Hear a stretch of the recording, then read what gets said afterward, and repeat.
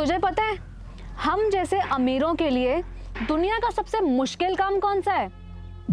तुझ जैसे गरीबों के दरवाजों पे आना और अपना कीमती वक्त बर्बाद करना और उनसे बार बार एक ही बात मनवाना ताकि तुझ जैसे हजारों को अपनी मुट्ठी में किया जा सके। नहीं मैडम, इस दुनिया में सबसे मुश्किल काम है किसी को बार बार ना बोलना और खुद से झूठ बोलना, और आप खुद के साथ वही कर रही हैं। तुम जैसे छोटे लोग, तुझे पता भी है ये खेल तेरे लिए कितना भारी साबित हो सकता है। अरे क्या नाम है इसके बेटे का? कौन से कॉलेज में पढ़ता है? नाम से क्या फर्क पड़ता है मैडम? इन जैसे गरीबों को केवल सरकारी मुंह लगाती है। पढ़ता होगा किसी सरकारी कॉलेज में। देख, तेरा पूरा परिवार तुझ पे निर्भर है और तू तो खुद ही अपाहिज जाए। तेरी ये जमीन तेरी जरूरतों को पूरा कर सकती है।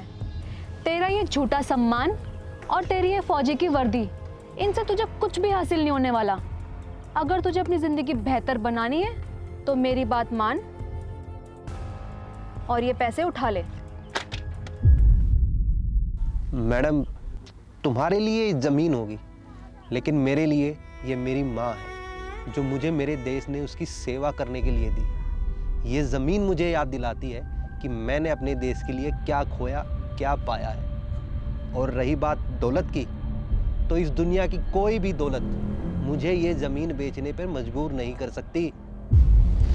तेरा ये एटीट्यूड ना मुझे पसंद नहीं आया। देख, मेरा ना वक्त बहुत कीमती है और आखिर में ये जमीन आनी तो मेरे पास ही है, लेकिन तुम जैसे छोटे लोग ना ये बात कभी समझ नहीं सकते कि ये दुनिया कैसे चलती है। पैसा, पावर, प्लानिंग, सब कुछ यही है। ये पैसे उठा और सही फैसला कर, वरना तेरी ये कहानी ज्यादा लंबी नहीं चलने वाली। मेरा जवाब नहीं बदलने वाला।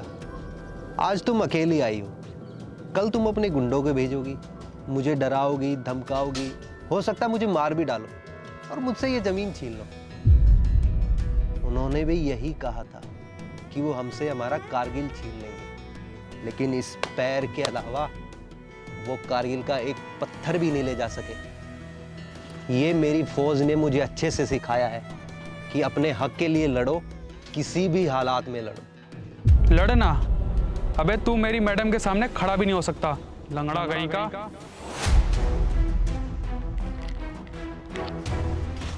खड़े होने की बात नहीं है गार्ड साहब।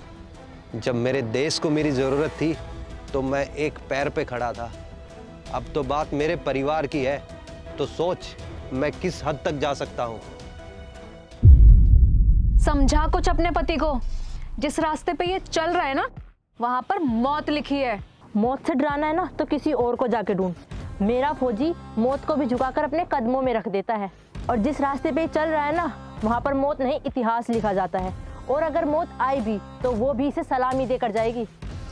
सबके सब पागल हो गए हैं। गाड़ी निकालो जल्दी। अब ये खेल मेरे हिसाब से चलेगा, समझे? और एक बात याद रखना, मेरे पास हमेशा प्लान बी होता है, और अगली बार मुझसे बात करना और भी महंगा पड़ेगा। प्लान बी से लेकर जेड तक ले आना, लेकिन एक बात याद रखना, जिसने कारगिल की बर्फ में अपना खून बहाया हो उसके लिए ये जमीन जिम्मेदारी है, और जिम्मेदारी कभी बेची नहीं जाती।